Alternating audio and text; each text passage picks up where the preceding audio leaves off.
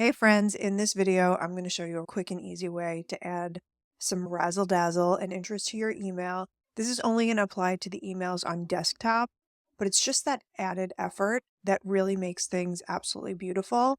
And it sets you apart from other emails when people are checking them. And that is to add custom backgrounds. It's incredibly easy to do, and I'm going to use this sample email here and show you how to do it. So I'm in the email.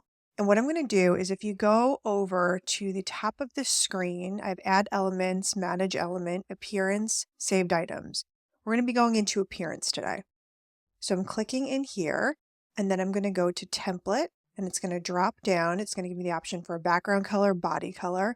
The color will add interest for sure. So in a pinch, you could totally do that.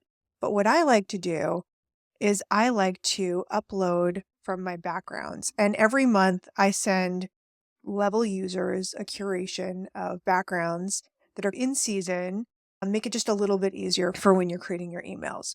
There's a ton of different ones you can do. These are all seamless. So if you're going to look for your own images, I recommend looking for seamless backgrounds. And what that means is that there will be a step and repeat. This tile is a great example of a seamless background. We're going to double click on it. And because everything is contained into these squares, it looks like there is no beginning or no end to this pattern, and that's what a seamless pattern is.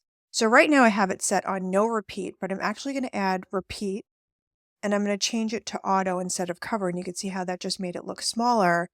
And if I save this, and then I preview the template, you'll see that no matter how far I stretch it, we're seeing seamless pattern going along with it. And it really just changes the vibe of the email. I'm going to go in and I'm going to add one that might match it a bit more.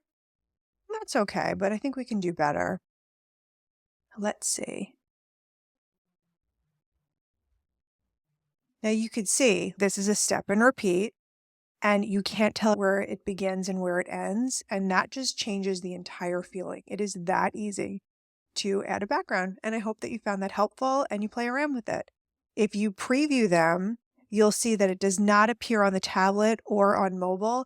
This is just going to show up on desktop, but for the people who use it, it really does make a difference.